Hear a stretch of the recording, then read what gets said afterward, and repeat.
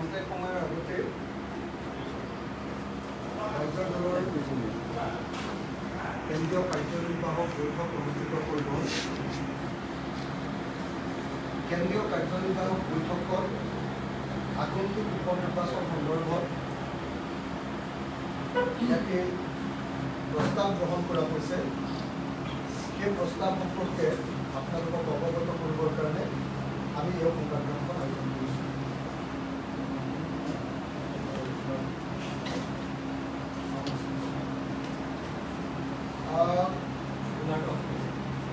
আজিৰ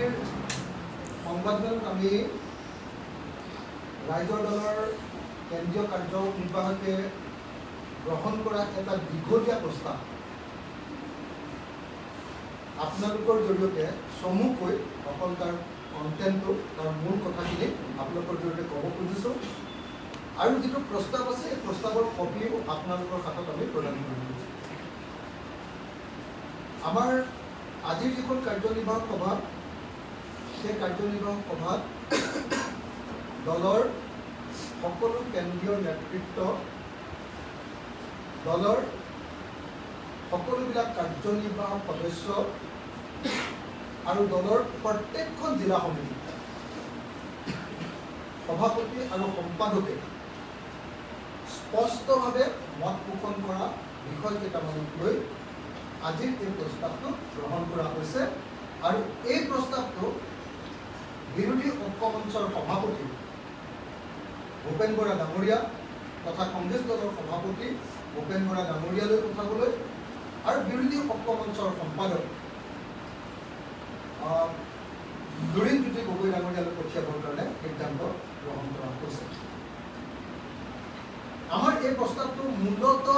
2024 চনৰ যে উপনিৰ্বাচন, অসমত হ'বলগীয়া 5টা বিধানসভা সমষ্টিৰ উপনিৰ্বাচন, তাৰ ওপৰত ভিত্তি কৰি তাৰ ওপৰত লোৱা হৈছে। এই প্ৰস্তাৱত আমি স্পষ্টকৈ কেইটামান কথা কৈছোঁ যে আগন্তুক উপনিৰ্বাচনত সন্মিলিতভাৱে বিৰোধী ঐক্য মঞ্চই, অসমৰ বিৰোধী ৰাজনৈতিক দলসমূহৰ যিটো ঐক্য মঞ্চ, বিৰোধী দলসমূহৰ ঐক্য মঞ্চই সন্মিলিতভাৱে 2024 চনৰ উপনিৰ্বাচনৰ 5খন আসনত প্ৰতিদ্বন্দ্বিতা কৰে। আমি এই প্ৰস্তাৱটোত কংগ্ৰেছ দলৰ প্ৰতি এটা বিশেষ ধৰণৰ আহ্বান জনাইছোঁ আৰু সেই আহ্বানৰ ভিত্তিত আমি আগন্তুক 5টা বিধানসভাৰ উপনিৰ্বাচনত 3টা কংগ্ৰেছ দলক নিৰ্বাচনত প্ৰতিদ্বন্দ্বিতা কৰিবৰ কাৰণে, এটা আঞ্চলিক শক্তিৰ কাৰণে এৰি দিবৰ কাৰণে আৰু এটা বামপন্থী দলৰ কাৰণে এখন আসন এৰি দিবৰ কাৰণে আমি অনুৰোধ জনাই এই প্ৰস্তাৱ গ্ৰহণ কৰিছোঁ। আমাৰ প্ৰস্তাৱটো অতি স্পষ্টভাৱে আমি কৈছোঁ যে 2024 চনৰ 5খন বিধানসভাৰ উপনিৰ্বাচনত বঙাইগাঁও বিধানসভা সমষ্টিটো আঞ্চলিক দলৰ কাৰণে এৰি দিব লাগে আৰু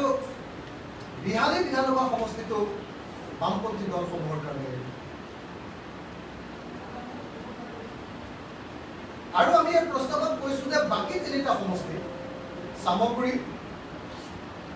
তাৰপিছত কাছাৰৰ ধলাই আৰু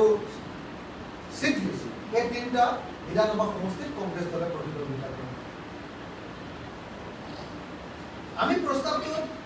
এটা কথা আমি উনুকিয়াই দিছোঁ যে আমি ধান খেতি কৰিছোঁ একেলগে, আমি ধান কাটিছোঁ একেলগতে,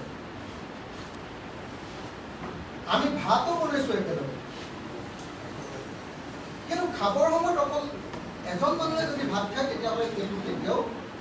গণতান্ত্ৰিক নীতি নহ'ব, সেইটো অগণতান্ত্ৰিক আৰু দমনীয় নীতি। আৰু সেইকাৰণে কেৱল আৰু কেৱল কংগ্ৰেছ দলে নিৰ্বাচনত প্ৰতিদ্বন্দ্বিতা কৰিব বোলা কথাটো আমি ৰাইজৰ দলে কেতিয়াও মানিব নোৱাৰে। আমাৰ কথাটো হ'ল যে সাগৰ মন্থন কৰি অমৃতবিলাক অকল এটা দলে খাব আৰু আন দলবিলাকৰ মাজতে অকল বিষবিলাক বিতৰণ কৰি দিব। এই কথাটো কেতিয়াও গ্ৰহণযোগ্য নহয়। আৰু সেইকাৰণে আমি অতি স্পষ্টভাৱে এই প্ৰস্তাৱটোত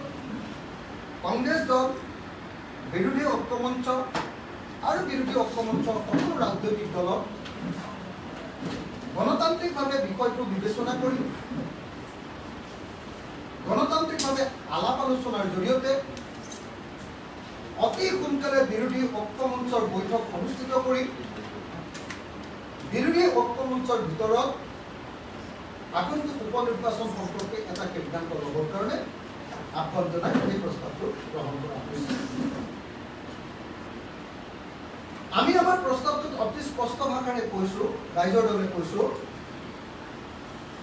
যে 2014 চনত আমাৰ দেশখনত আৰম্ভ হোৱা যি সাম্প্ৰদায়িক ফেচিবাদৰ কলীয়া ডাৱৰ, সেই কলীয়া ডাৱৰ আমাৰ দেশখনৰ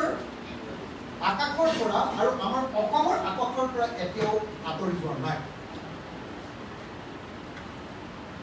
2024 চনৰ লোকসভা নিৰ্বাচনত আমি বিজেপি দলক বা RSS বিজেপি কিছু পৰিমাণে প্ৰতিৰোধ কৰিবলৈ সক্ষম হৈছো। বিৰোধী ঐক্যমঞ্চই ঐক্যবদ্ধভাৱে আমি সাম্প্ৰদায়িক ফেচিবাদী শক্তি, সেই শক্তিটোক আমি কিছু পৰিমাণে প্ৰতিৰোধ কৰিবলৈ সক্ষম হৈছো। কিন্তু সাম্প্ৰদায়িক ফেচিবাদী শক্তিটোক প্ৰতিৰোধ কৰিবলৈ সক্ষম হৈ এই যুঁজখনত সামান্য সফলতা লাভ কৰিয়ে যদি আমি অতিপাত উৎসাহী হৈ পৰোঁ বা অত্যুৎসাহী হৈ পৰোঁ আৰু তাৰ পাছত যদি আন সকলো ঐক্যমঞ্চৰ দলবিলাকক এৰি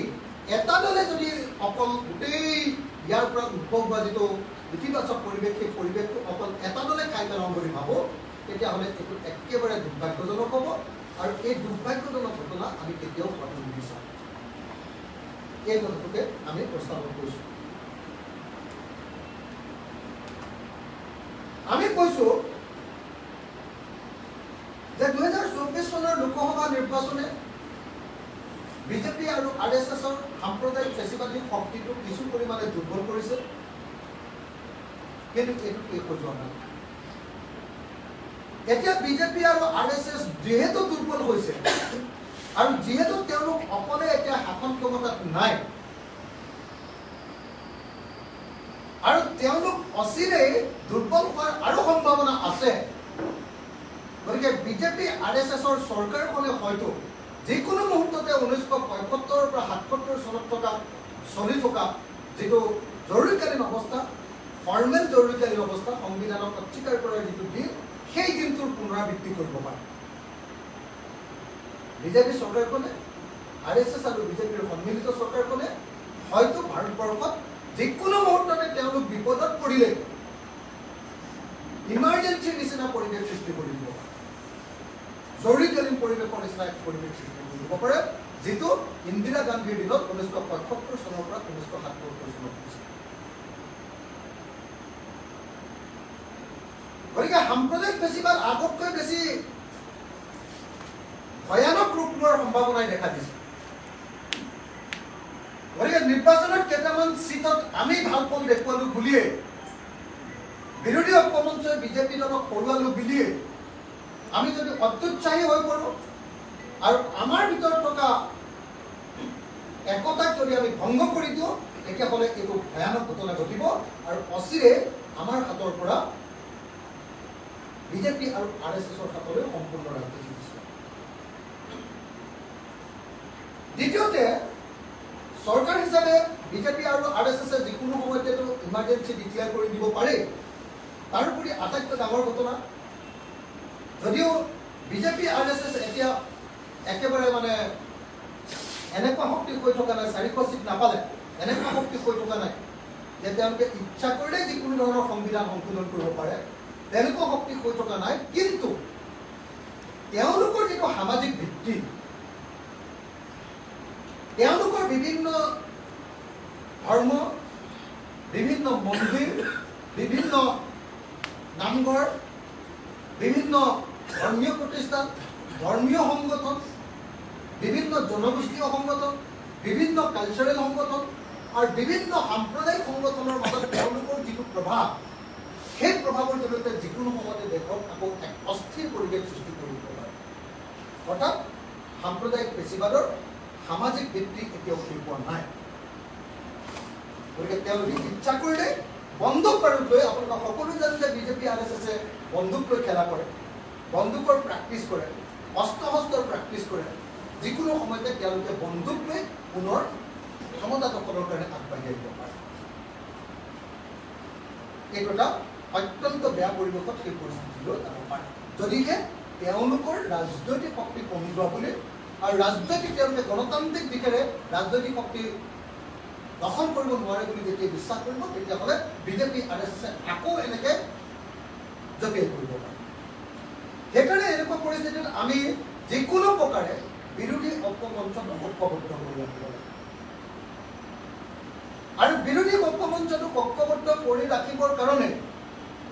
আমি 2024 চনৰ লোকসভা নিৰ্বাচনত হোৱা আটাইতকৈ ডাঙৰ ভুলকেইটা আমি সংশোধন কৰিব লাগে। 2024 চনৰ লোকসভা নিৰ্বাচনত অসমত হোৱা আটাইতকৈ ডাঙৰ ভুলটো আছিলে যে সেই নিৰ্বাচনত কেৱল দুখন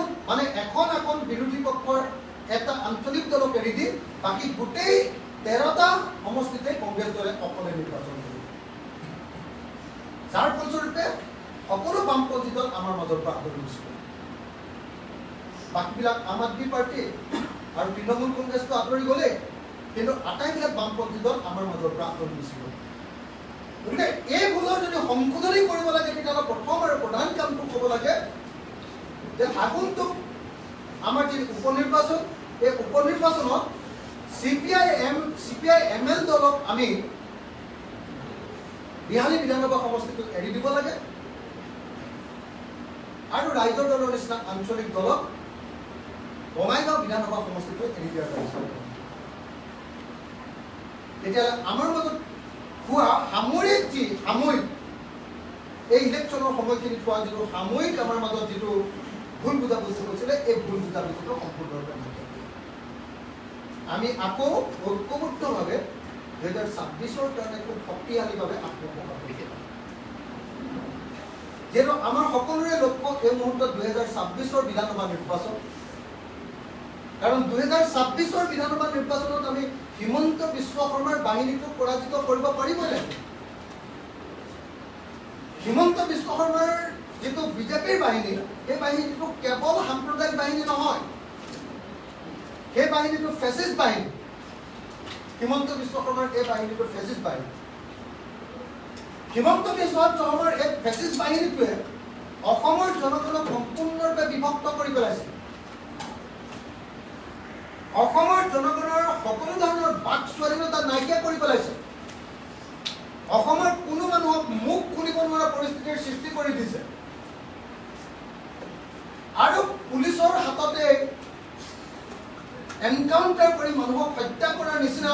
বৰ্বৰ নীতি গ্ৰহণ কৰিবলৈ লৈছে এই হিমন্ত বিশ্ব শৰ্মা চৰকাৰ। সংখ্যালঘুৰ ওপৰত দৈনন্দিন আক্ৰমণ, যিকোনো অভিযুক্তক পুলিচৰ দ্বাৰা ৰাতিৰ ভিতৰতে গুলিয়াই হত্যা কৰাৰ নিচিনা এনকাউণ্টাৰ পদ্ধতি,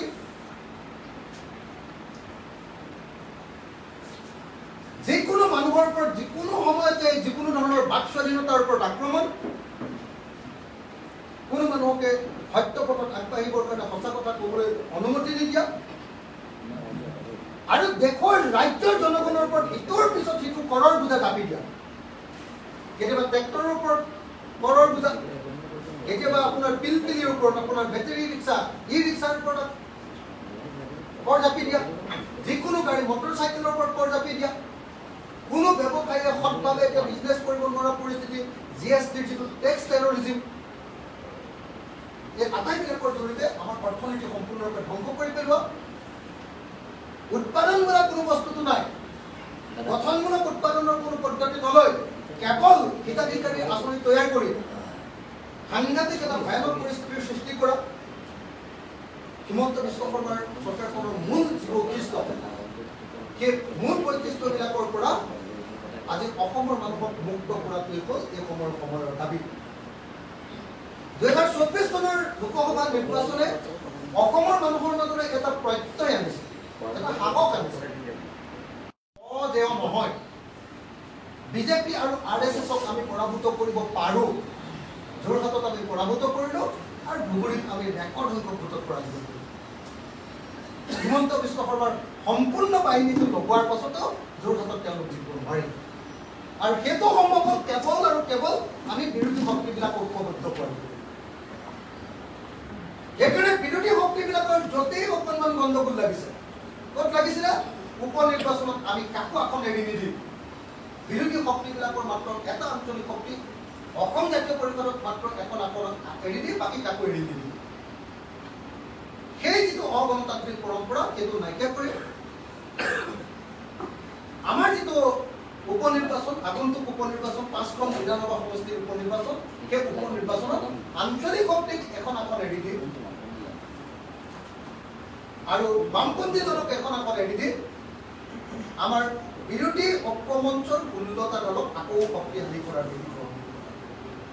এইটোৱে হ'ল আমাৰ ৰাইজৰ দলৰ মূল প্ৰস্তাৱ আৰু এই মূল প্ৰস্তাৱটো এতিয়া আমি কংগ্ৰেছ দলৰ সভাপতি তথা বিৰোধী ঐক্যমঞ্চৰ সভাপতি ভূপেন বৰা ডাঙৰীয়া ধুৰীৰ সম্পাদক ধুৰীণজ্যোতি গগৈ ডাঙৰীয়া আৰু আন 16টা ৰাজনৈতিক দললৈ প্ৰেৰণ কৰিবৰ কাৰণে আমি সিদ্ধান্ত কৰিছোঁ আমি আশা কৰোঁ যে 2026ত সাম্প্ৰদায়িক বিজেপি দলক পৰাভূত কৰাৰ স্বাৰ্থত ফেচিষ্ট হিমন্ত বিশ্ব শৰ্মাৰ চৰকাৰখনক পৰাভূত কৰাৰ স্বাৰ্থত জনগণৰ ওপৰত অৰ্থনৈতিক বোজা জাপি দি জনগণক সকলো প্ৰকাৰে নিষেধ কৰিব খোজা বিজেপি চৰকাৰখনৰ ওপৰত আৰু জনগণৰ বাক স্বাধীনতা হৰণ কৰি আনকি বাক স্বাধীনতা নহয় জনগণক অভিযুক্ত কোনোবা মানুহক ধৰি নি ৰাতিয়েই গুলীয়াই হত্যা কৰাৰ এই ফেচিষ্ট নীতি অৱলম্বন কৰা বিজেপি চৰকাৰখনক উচিত শিক্ষা দিবৰ কাৰণে অহংকাৰী বিজেপি চৰকাৰখনক উচিত শিক্ষা দিবৰ কাৰণে অহংকাৰী হিমন্ত বিশ্ব শৰ্মাক উচিত শিক্ষা দিবৰ কাৰণে আমি ঐক্যবদ্ধ হৈ থাকি 2026 চনলৈ আগুৱাই যাবৰ কাৰণে বিধানসভা নিৰ্বাচনৰ কাৰণে আগুৱাই যাবৰ কাৰণে আহক আমি সকলো বিৰোধী দলে ঐক্যবদ্ধভাৱে আমি আপোনাৰ 2024 চনৰ 5খন উপনিৰ্বাচনত একেলগে সমৰ্থিত সভাসক এই প্ৰস্তাৱ গ্ৰহণ কৰি আজি ৰাইজৰ দলে সিদ্ধান্ত লোকসভা নিৰ্বাচনত আমি দেখিছিলোঁ আপোনালোকে সুপ্ৰিম চেক্ৰিফাইচ কৰিছিল এখন আসনো দাবী কৰা নাছিল কিন্তু এইবাৰ আপোনালোকে আগ্ৰহ প্ৰকাশ কৰিছে এখন আসনত খেলিবলৈ কিয় মানে আচলতে লোকসভা নিৰ্বাচনত আমি যোৰহাট আসনখন বিচাৰিছিলোঁ প্ৰথমতে কিন্তু কংগ্ৰেছ দলৰ এতিয়া মতিগতি দেখিলোঁ যে তেওঁলোকে দিয়াৰ পক্ষত নাই আৰু যদি আমি কৈ দিওঁ তেতিয়াহ'লে ডাঙৰ দেশৰ ক্ষতি এটা হ'ব যে আকৌ বিৰোধী পক্ষটো ভাঙি থানবান হৈ যাব আৰু তাৰ ফলাফলটো বিজেপিৰ কাৰণে ভাল হ'ব সেইকাৰণে আমি ৰাইজৰ দলে কাৰ্যনিৰ্বাহক পাতি জেনেৰেল পৰিষদ পাতি আমাৰ সাধাৰণ পৰিষদ পাতি সিদ্ধান্ত গ্ৰহণ কৰিছিলোঁ যে ঠিক আছে আমি এবাৰ লোকসভা নিৰ্বাচনত চেক্ৰিফাইচ কৰিব নিৰ্বাচনত নেখেলোঁ তাৰ পৰৱৰ্তী সময়ত কংগ্ৰেছ দলে আমাক কৈছিলে যে ক'ৰবাত আপোনালোকে খেলিব নেকি আমি ক'লোঁ যে নেখেলোঁ আমি চেক্ৰিফাইচ কৰি আমি ঐক্যবদ্ধ হোৱাৰ কাৰণে এটা পথ খুলিলোঁ যিসকলে চেক্ৰিফাইচ নকৰিলে বামপন্থী দলে চেক্ৰিফাইচ নকৰিলে তেওঁলোকে বৰপেটাত দি দিলে আম আদমি পাৰ্টীয়ে চেক্ৰিফাইচ নকৰিলে তেওঁলোকে 3খন আসন দি দিলে তাৰপিছত তৃণমূল কংগ্ৰেছে চেক্ৰিফাইচ নকৰিলে তেওঁলোকে 4খন আসনত চিট দি দিলে কিন্তু আমি চেক্ৰিফাইচ কৰি আমি ঐক্যটো অব্যাহত ৰাখিম তো এবাৰ কিন্তু আমি কংগ্ৰেছ দলক কৈছোঁ যে বাৰম্বাৰ আমি গৰল খাম মানে বাৰম্বাৰ আমি বিষ খাম আৰু আপোনালোকে সকলোবিলাকে খালি অমৃত আপোনালোকে খালি অমৃত খাব একেলগতে আমি ধান ৰুম একেলগতে আমি ধান কাটিম একেলগতে আমি ভাত বনাম আৰু ভাতখিনি খোৱাৰ পাছত অকল কংগ্ৰেছে ভাতখিনি খাই পাব এইটো নীতিটো কেতিয়াও ভাল কথা নহয় আৰু এই নীতিৰে যদি যাওঁতে ভৱিষ্যতেও কংগ্ৰেছ দলে 2026 চনত যদি চৰকাৰ কৰোঁ তাৰপিছতো অসমৰ জনগণৰ কাৰণে কি ভাল কাম কৰিব সেইটো প্ৰশ্ন উত্থাপন হৈ থাকিব যদি গণতান্ত্ৰিকভাৱে সিদ্ধান্ত নলয় অকলে যদি এটা দলে সকলো সিদ্ধান্ত লয় সেইকাৰণে এই গোটেই বিষয়বিলাক বিতংভাৱে আলোচনা কৰি এবাৰ সিদ্ধান্ত গ্ৰহণ কৰা হ'ল যে 42 বিধানসভা সমষ্টিটোত CPIML দলে বিচাৰিছে গোটেই বিৰোধী পক্ষ গোটেই বামপন্থী দলবিলাকৰ হৈ গতিকে CPIML দলটোক 42 বিধানসভা সমষ্টিটো এৰি দিব লাগে আৰু আমিও বঙাইগাঁও সমষ্টিটোৰ আঞ্চলিক দল আপোনালোকে নিশ্চয় জানে যে বঙাইগাঁৱত কোনোদিন কংগ্ৰেছ জিকা নাই দীৰ্ঘদিন 1985 চনৰ পৰা সেইটো আঞ্চলিক দলৰ সমষ্টি গতিকে এতিয়া যদি সঁচাকৈ তাত আঞ্চলিক দলে তাত কৰিব লাগে তেতিয়াহ'লে আন এটা আঞ্চলিক দলে পৰাজিত কৰিব লাগিব বঙাইগাঁৱৰ মানুহক সোধক তেওঁলোকে পোনে পোনে কয় যে আমাৰ ইয়াত কংগ্ৰেছ দিছিল যদি সাম্প্ৰদায়িক ফেচিবাদৰ লগত যোৱা অসম গণ পৰিষদ নামৰ আঞ্চলিক দলটোক পৰাজিত কৰিব লাগে তেতিয়াহ'লে ডেফিনেটলি তাত ৰাইজৰ দলে নিৰ্বাচন কৰিব লাগিব আন এটা আঞ্চলিক শক্তিৰ ৰাইজৰ দলে তাতে নিৰ্বাচন খেলিব লাগিব যিটো নিৰ্বাচনে একদম ডেফিনেটলি মই ভাবোঁ যে অসম গণ পৰিষদক পৰাজিত কৰিব লাগিব যদিহে কংগ্ৰেছ দলে আন্তৰিকতাৰে সৈতে আমাৰ লগত এলায়েন্সটো কৰে তাৰ বিপৰীতে আমি সামগ্ৰীক পুৰা সমৰ্থন দি দিম তাৰ বিপৰীতে আমি সোণাইত আমি 100% সমৰ্থন দি দিম তাৰ বিপৰীতে আমি চিটলিত 100% সমৰ্থন দি দিম আৰু তাৰ বিপৰীতে আমি একেদৰে বিহাৰটো 100% সমৰ্থন দি দিম গতিকে আশা কৰিছোঁ গণতান্ত্ৰিক নীতি নিয়মেৰে গৈ আমাৰ মাজত অতি সোনকালে বিৰোধী ঐক্যমঞ্চৰ সভা হ'ব লাগে মই এই সংবাদমেলৰ পৰা সভাপতি ভূপেন বৰা আৰু সম্পাদক লুৰিণজ্যোতি গগৈক আহ্বান জনাইছোঁ যাতে অচিৰেই আমাৰ বিৰোধী ঐক্যমঞ্চৰ সভা অনুষ্ঠিত কৰিব লাগে আৰু অচিৰেই বিৰোধী ঐক্যমঞ্চৰ যৌথ সভা এই বিষয়টো বিতংকৈ আলোচনা কৰি সিদ্ধান্ত গ্ৰহণ কৰিব লাগে আৰু আশা কৰিম গণতান্ত্ৰিক দৃষ্টিকোণেৰে সমস্যাটোৰ সমাধান হ'ব আৰু কংগ্ৰেছ দলে প্ৰকৃত বাস্তৱতা উপলব্ধি কৰি সকলোকে লগত লৈ আগবঢ়াৰ নীতি গ্ৰহণ কৰিব এনেকুৱা কেতিয়াও হ'ব নালাগে এটা ভাল পৰিৱেশ সেই ভাল পৰিৱেশটো সংগঠন অকল কংগ্ৰেছ দলেহে বঢ়াব আন দলে আৰু বঢ়াব নালাগে এনেকুৱা নীতি কেতিয়াও গ্ৰহণযোগ্য নহয় যিটো ফেচিষ্ট নীতিৰ কাৰণে আমি বিজেপিৰ বিৰোধিতা কৰিছোঁ যি ছেক্টেৰিয়ান নীতিৰ কাৰণে আমি বিজেপিৰ বিৰোধিতা কৰিছোঁ যি অহংকাৰৰ কাৰণে আমি বিজেপিক বিৰোধিতা কৰিছোঁ সেই অহংকাৰ যাতে কোনো পৰ্যায়ে কংগ্ৰেছ দলৰ মাজত গঢ়ি নুঠে সেইটো চোৱা চিতা কৰাটো আমি এলায়েন্স পাৰ্টনাৰ হিচাপে আমাৰ দায়িত্ব আৰু সেইকাৰণে আমি কংগ্ৰেছ দলক আহ্বান জনাইছোঁ যে আহক গণতান্ত্ৰিকভাৱে আমি এটা সিদ্ধান্ত কৰোঁ কিন্তু ভূপেন বৰাই বিহালীত নিজে তেওঁ প্ৰতিযোগিতা কৰিবলৈ মন মেলি আছে আমি নাজানো আলোচনা কৰিলে মানে এনেকুৱাও হ'ব পাৰে যে হয় বিহালীটো ভূপেন বৰা ডাঙৰীয়াই প্ৰতিদ্বন্দ্বিতা কৰিব কিন্তু প্ৰথমতে আলোচনাটো নহওক ন বিৰোধী ঐক্যমঞ্চৰ মাজত আলোচনা হওক এনেকুৱাটো ধৰা বন্ধা এনেকুৱা কথাও নাই যে মানে বঙাইগাঁৱত ৰাইজৰ দলে খেলিবই লাগিব এনেকুৱা ধৰণৰ ধৰা বন্ধা কথাও নাই কিন্তু প্ৰথমতে আলোচনাটো হওক আমি বঙাইগাঁৱত দেখিলে আমি সামগ্ৰীটো খেলিব পাৰোঁ আমি সামগ্ৰী নেখেলি আমি আপোনাৰ চিটলিটো খেলিব পাৰোঁ এনেকুৱা ধৰা বন্ধা কথা নাই আমি কথাটো আলোচনালৈহে আনিছোঁ প্ৰথমতে আলোচনা হওক সিদ্ধান্ত হওক কিন্তু এনেকুৱা সিদ্ধান্ত কেতিয়াও হ'ব নোৱাৰে যে অকল এটা দলে ওপৰৰ পৰা সিদ্ধান্তবিলাক জাপি দিব আৰু আন সকলো দলে কেৱল তেওঁলোকৰ কথা মানি থাকিব লাগিব এইটো গণতান্ত্ৰিক নীতি নহয় এইটো অগণতান্ত্ৰিক নীতি মই আকৌ কৈছোঁ পঞ্চায়ত নিৰ্বাচন অকলে খেলিম বুলি কোৱাৰ লগে লগে একমাত্ৰ এটা দলে প্ৰতিক্ৰিয়া প্ৰকাশ কৰিছিলোঁ সেইটো হ'ল ৰাইজৰ দল যেতিয়া দিল্লীত কংগ্ৰেছৰ সভাপতি ভূপেন বৰা ডাঙৰীয়াই কৈছিলে যে অসমৰ আগন্তুক পঞ্চায়ত নিৰ্বাচন কংগ্ৰেছ দলে অকলে খেলিব আমি তাৰ তীব্ৰ প্ৰতিবাদ জনাইছিলোঁ আৰু কৈছিলোঁ যে এইটো ভুল সিদ্ধান্ত আমি সকলোৱে একেলগে পঞ্চায়ত নিৰ্বাচন খেলিব এইবাৰ যেতিয়া আকৌ কংগ্ৰেছ দলে ক'লে যে আমি উপ নিৰ্বাচন অকলে খেলিম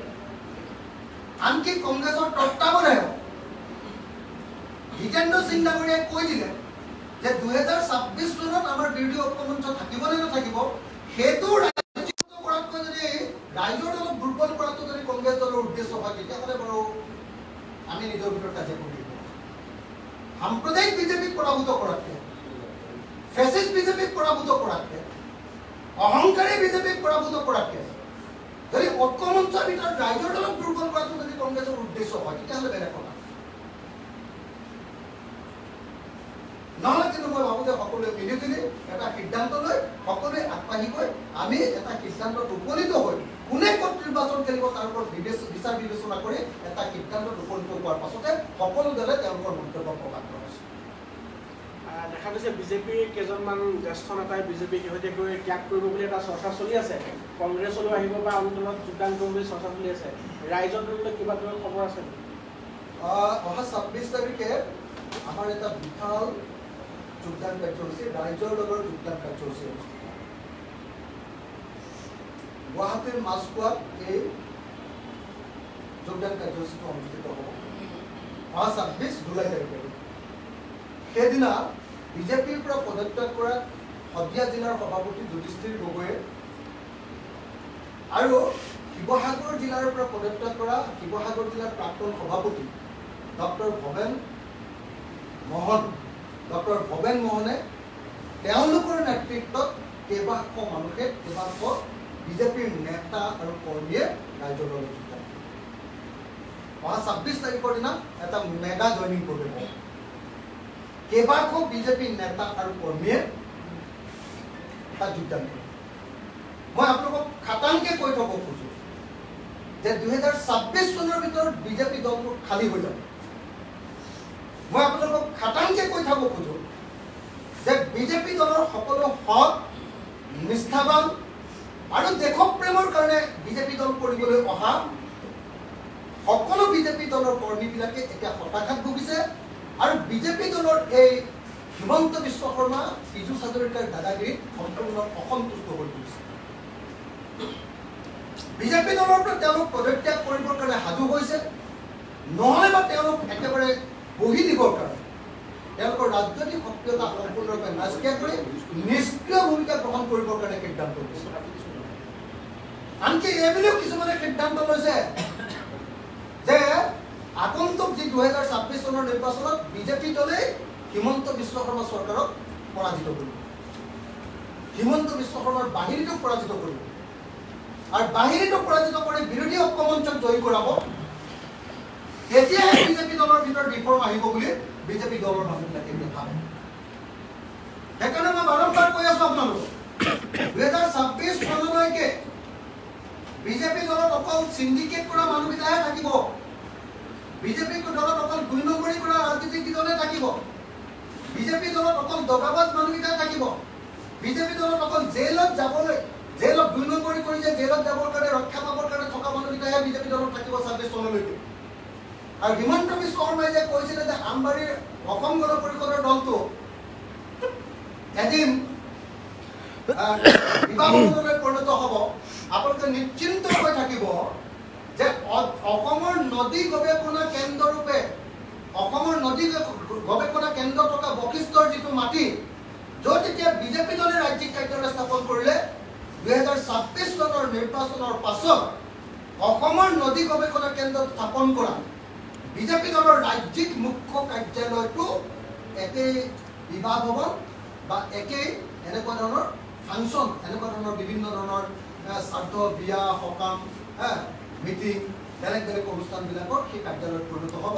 আনকি তাত বিজেপি দলৰ হৈ চকীদাৰো থাকিবলৈ বেয়া পাব। এনেকুৱা ঘৃণনীয় পৰিৱেশ এটা বিজেপি দলৰ বিৰুদ্ধে মানুহে এতিয়া ল'বলৈ গৈ আছে। গতিকে মই আশা কৰোঁ যে আপোনালোকে সকলোৱে বিৰোধী ঐক্যমঞ্চই মাত্ৰ এই সময়ত সহনশীল হ'ব লাগে, বিৰোধী ঐক্যমঞ্চ ঐক্যবদ্ধ হ'ব লাগে, বিৰোধী ঐক্যমঞ্চই নিজৰ ভিতৰত সংঘাত সৃষ্টি কৰিব নালাগে, বিৰোধী ঐক্যমঞ্চই ইজনে ইজনৰ লগত ইজনৰ মানে একেবাৰে মিলা প্ৰীতি বজাই ৰাখিব। 26 চনত আমি হিমন্ত বিশ্ব শৰ্মা চৰকাৰখনক ঘূৰাব পাৰিম আৰু হিমন্ত বিশ্ব শৰ্মাক যি যোগ্য শাস্তি দিব লাগে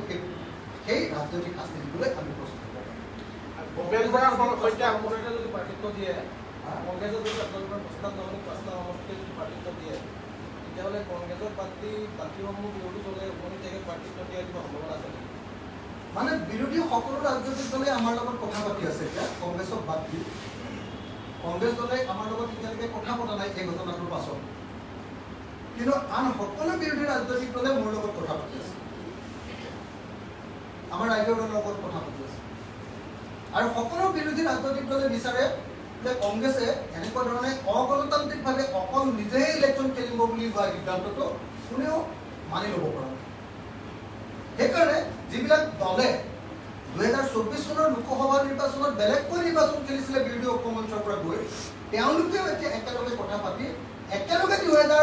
24 চনৰ উপ নিৰ্বাচনটো খেলিবৰ কাৰণে প্ৰস্তুত হৈছে আৰু সকলোৱে আমি নিজৰ ভিতৰত কথা পাতি আছোঁ। গতিকে মই কংগ্ৰেছ দলক আহ্বান জনাব খোজোঁ, আহক গণতান্ত্ৰিক নীতি নিয়মেৰে সৈতে আমি নিৰ্বাচনটো 2024 উপ নিৰ্বাচনটো একেলগতে আমি খেলোঁ। সকলোকে স্পেচ দি, সকলোকে সন্মান কৰি, কোনে ক'ত খেলিব লাগে আলোচনা কৰি সিদ্ধান্ত লওঁ। কিন্তু অকলশৰীয়াকৈ যদি অহংকাৰীকৈ আমি নিৰ্বাচনত আগবাঢ়ি যাওঁ, তেতিয়াহ'লে তাৰ ফল কিন্তু ভাল কেতিয়াও নহয়। ধন্যবাদ। আপোনালোকক প্ৰস্তাৱৰ কপিটো